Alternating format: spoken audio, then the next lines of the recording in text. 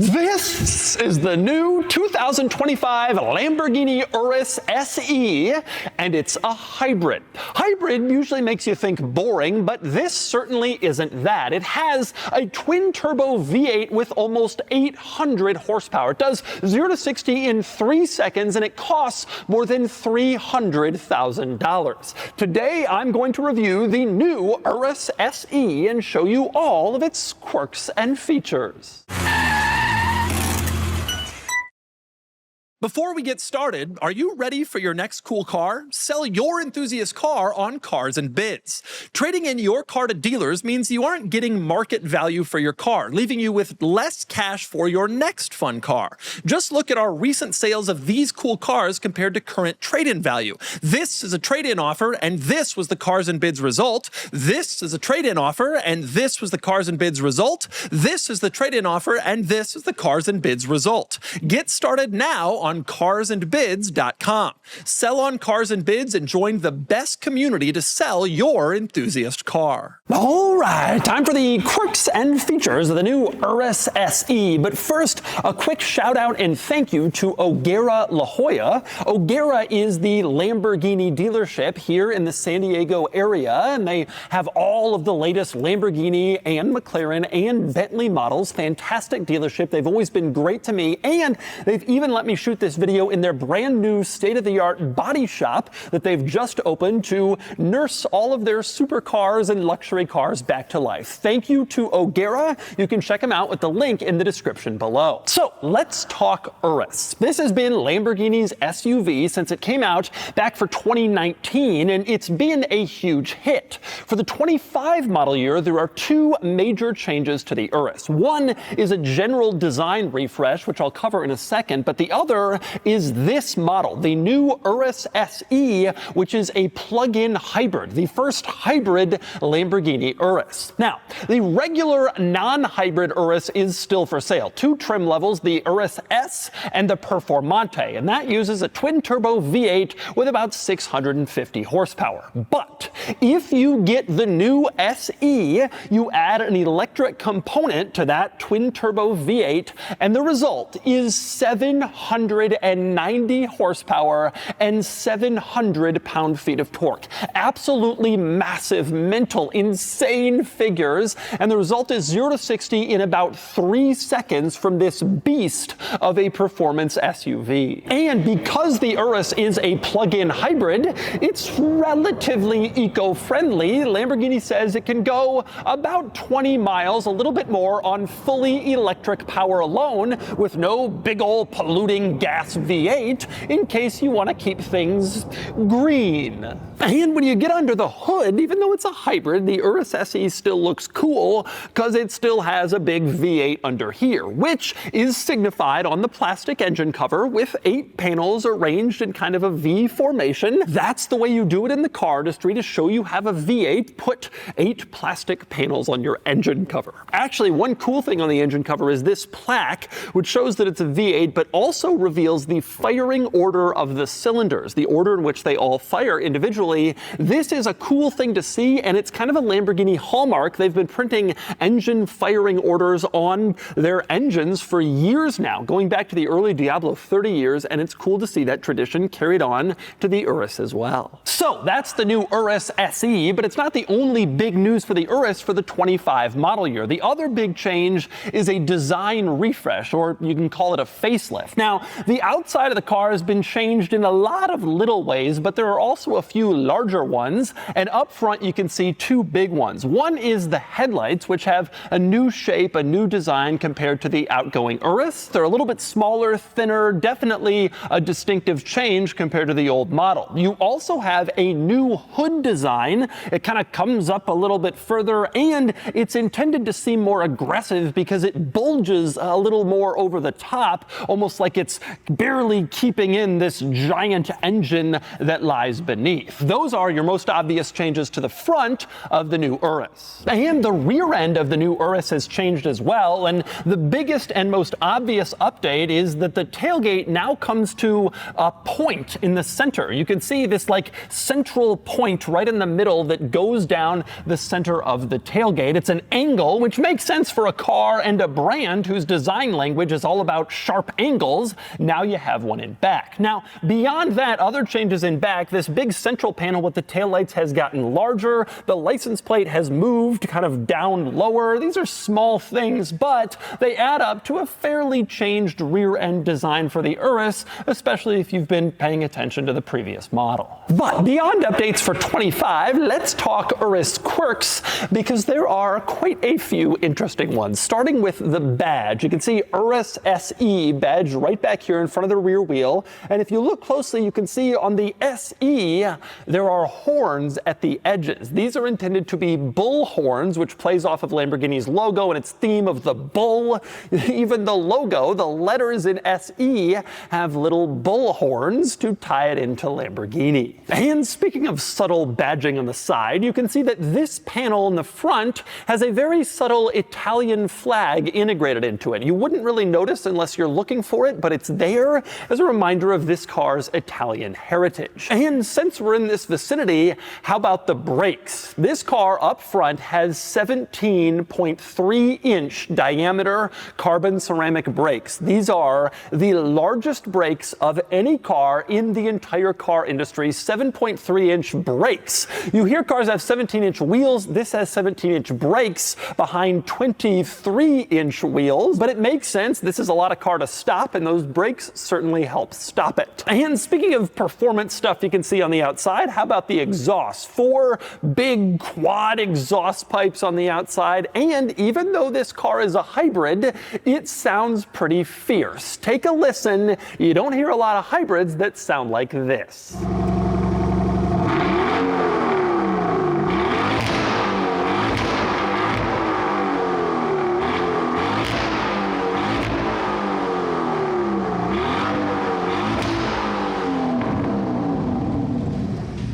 And next we move inside the Urus, which is where the vast majority of the many quirks and features are found.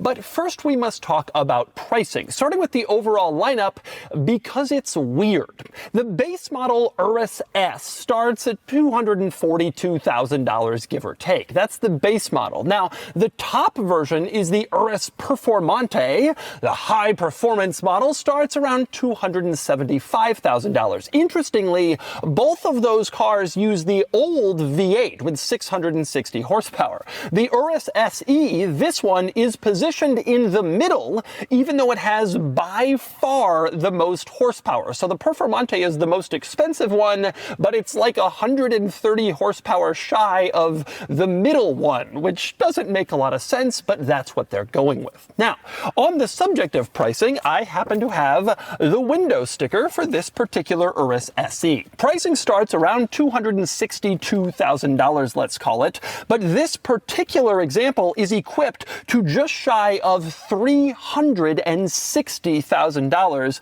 and that's because of a generous long list of very pricey options. Starting with this color, which Lamborghini calls Arancio Egon, it's $19,000 extra. That's big money for, well, orange. And that's not the only price you pay for paint on the outside. You can see further down, shiny black top with panoramic roof. So the roof painted black and the pano sunroof, that's another $10,700. So you're at about 30 grand in exterior paint and trim, and it goes from there. Probably my very favorite option on this window sticker is the big interior carbon package shiny.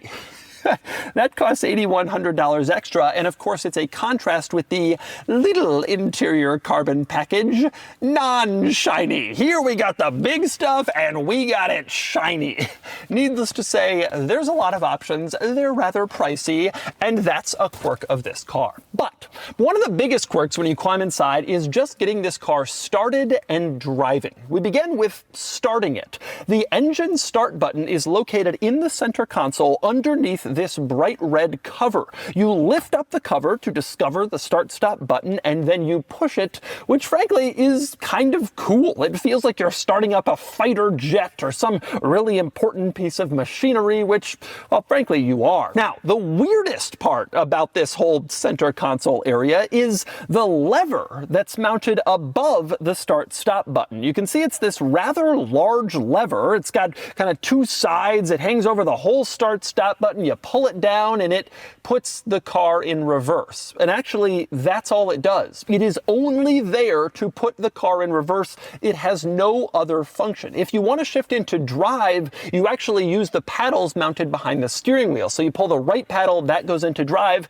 and then you can drive forward. Reverse is only this large lever, which seems excessive for reverse, but that's what it is. Strangely enough, park is only this small little button barely labeled to the left of the start-stop button, but reverse gets its own large lever. Now, also located here in the center console, you can see over on the left side, you have a switch. These are all of your drive modes, but Lamborghini calls them Anima, and all of the modes are labeled in Italian: Strada, Sport, Corsa, Sabia. You better brush up if you want to figure out what each one of these things does. Now, you can switch between drive modes by pulling on this lever. It goes down, cycles through them all, but annoyingly, you cannot go up, only down. So if you're going for Sport and you accidentally pull it an extra time going to Corsa, you gotta go all the way back through all the drive modes to get back, which is a little bit annoying since there are 6 of them. Now, over on the right side of the giant central reversing lever, this controls your EV modes, and you have 3 different options in here. The upper one, that's an H, which stands for hybrid mode. The central one, it looks like a battery, that's recharge mode. It maximizes your regen and recharging of the batteries. And at the bottom, that's your performance mode to maximize the hybrid system for performance.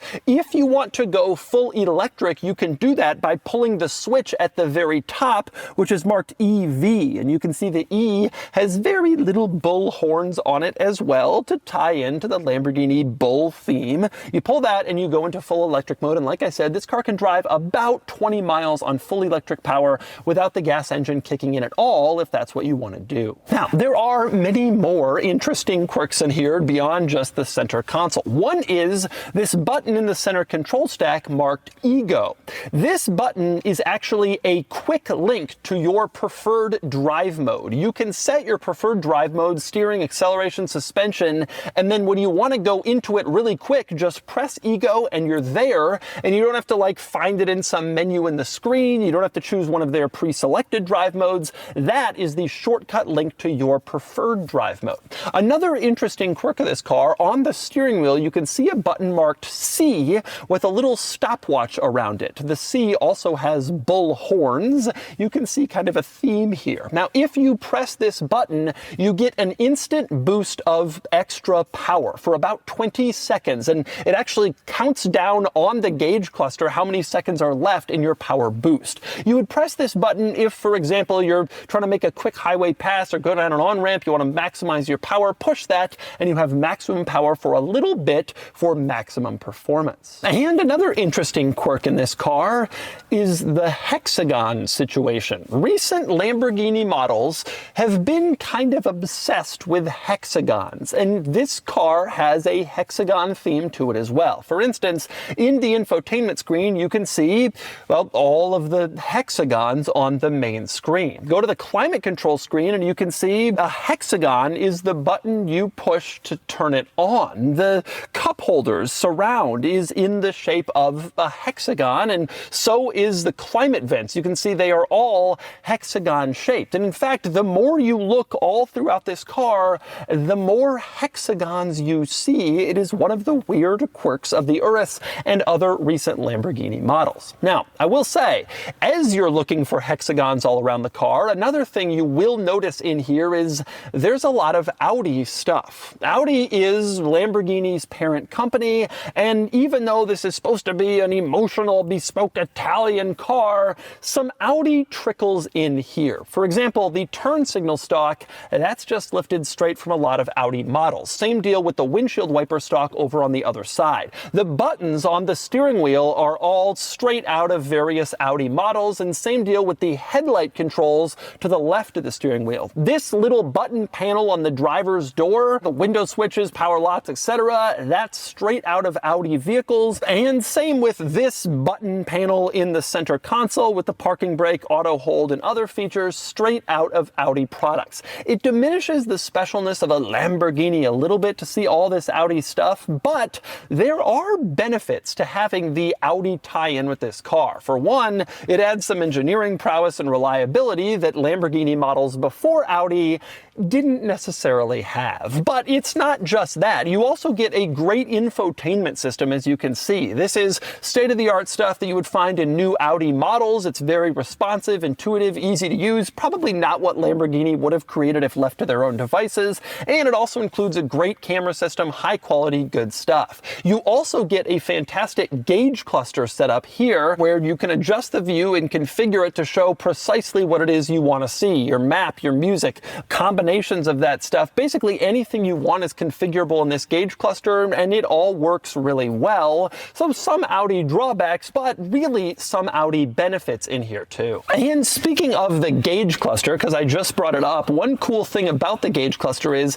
it can change significantly depending on the drive mode that you're in. For example, go into Corsa, which is like a race mode, a track mode, and you can see the gauge cluster instantly switches to display a giant tachometer and your gear, the gear that you're in, and it de-emphasizes the speed that you're going. Because if you're on a racetrack, you don't really care how fast you're going, but you really care the engine speed, the tachometer, and the gear. It's all pretty cool to see just how quickly it changes and the different graphics that show up in that cluster depending on the drive mode that you're in. And next up, we move on to the back seat in the Urus. And the first thing you notice when you climb in here is it's pretty big. I have decent room for legs and knees as a tall adult, but most surprisingly, I got a lot of headroom here, which is a shock given the sloping roofline design of the Urus. You see that and you think that's going to compromise rear headroom, but it actually is perfectly fine. There's decent space back here, and you really could use this as a family car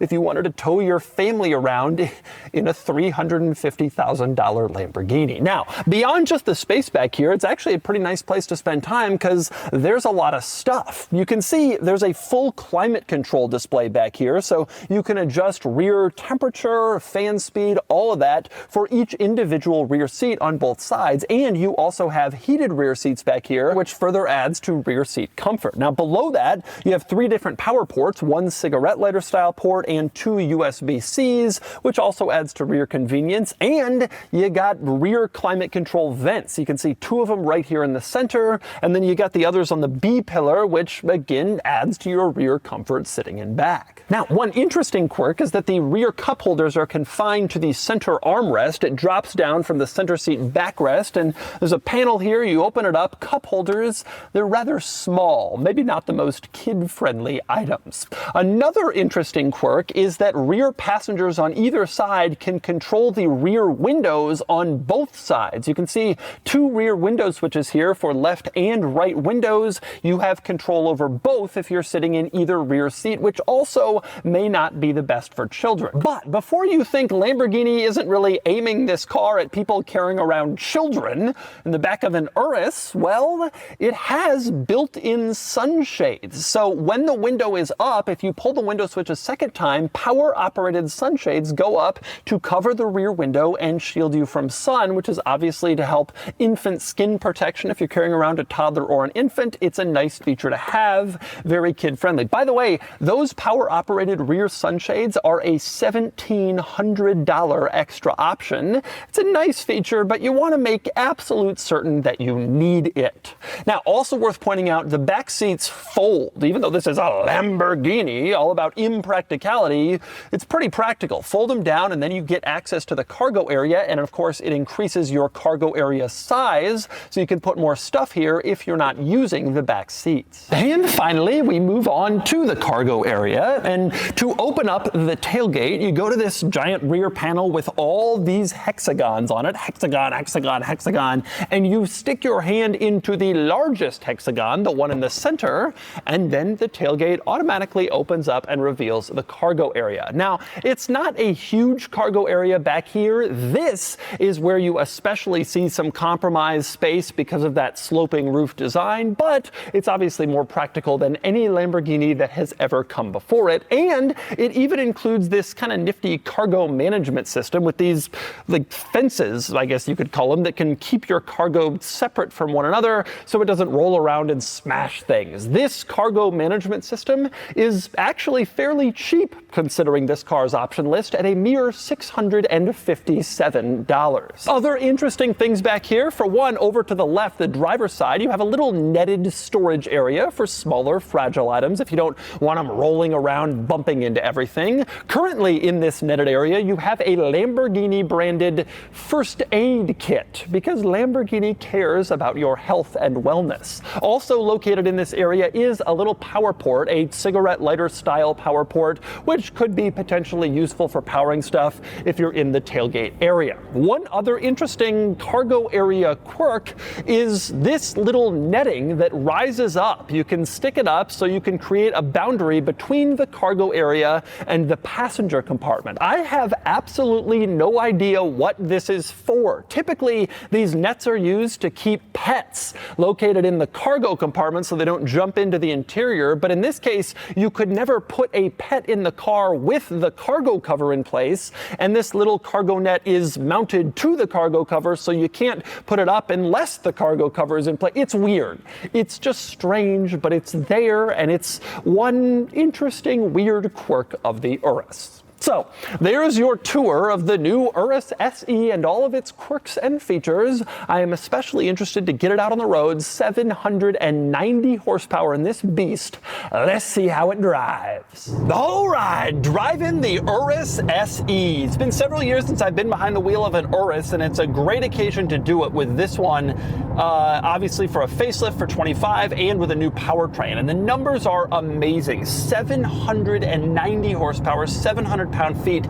These are Hellcat numbers. These are like over-the-top stupid muscle car numbers, and Lamborghini was like, yeah, we're gonna go get that too. And it makes sense. Lamborghini's all about power, why not? So, first impression of the Urus SE, I'm driving around in sport mode, and you wouldn't really necessarily know that it's a hybrid, especially when you're at speed. I'm on the freeway here. At lower speeds, when you first turn it turns on electrically. At lower speeds, sometimes the electric motor kind of does some of the work for you. But when you get going and when you have it in this sport mode, man, it sounds like a muscle car. It sounds like a big old V8. And ultimately that's because it is a hybrid, and you know that's not the most desirable thing from an auto enthusiast perspective some of the time, but it also is a twin turbo V8, and it has the sound and feel of a twin turbo V8. But from a pure perspective of a burbly exhaust note and just massive unending power, this has the feeling of like a real muscle car. Now, the things that take you out of that mindset are a few.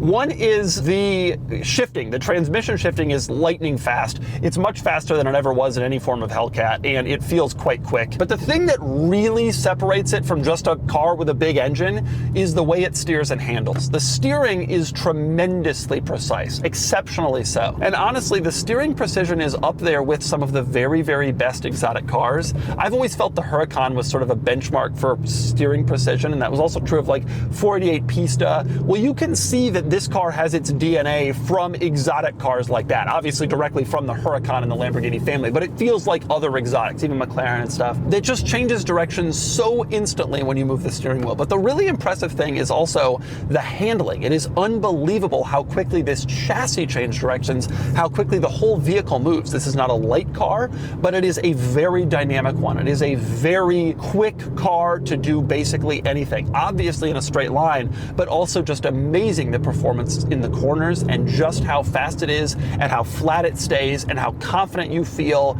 and how sports car-y it really feels, even though it's an SUV. And I gotta say, it's especially impressive because the ride quality is actually okay in this car. Unlike other Lamborghini models, the sports cars, it actually feels relatively compliant and comfortable in here, which you don't necessarily expect from a Lamborghini. Obviously, when they're making an SUV, they have to do that.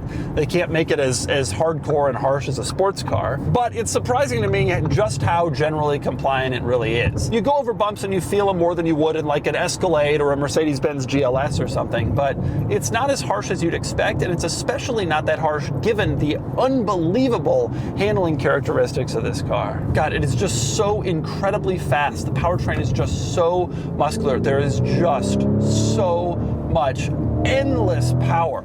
And it just gets crazier and crazier as you get higher in the rev range. This thing is just incredibly fast. I go hard into a corner. No matter how hard I go, I don't feel like I'm having any sort of uncertainty about whether this car can handle it. It absolutely can handle it. Overall, I would say this is a really amazing all-rounder. The Urus SE is just a really amazing all-rounder. Is there anything it doesn't do great? I mean, the ride is a little harsher than you'd want in some SUVs. Obviously, if you're biased less towards sport and more towards luxury, this isn't necessarily the car for you.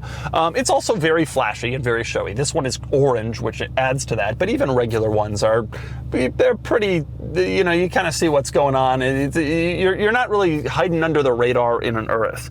And it's also just sort of generally loud, like the exhaust is loud. In addition to being loud, it is literally loud. It's not a car for people who want to blend in. And it's interesting because they offer one like that. The Cayenne Turbo GT is essentially an Urus, but from Porsche, that has a lot more blend-in capabilities. It doesn't necessarily blend in like a Honda, but it does do more of that if that's what you want. But if you want to stand out, you want something crazy and insane and ridiculous, this is exactly that. And the driving experience is basically unmatched among SUVs, except for that Cayenne Turbo GT and maybe some of the very best high-performance SUV rivals. It is just a really good all-around package. Just a very showy one and a very expensive one. And so that's the new 2025 Lamborghini Urus SE.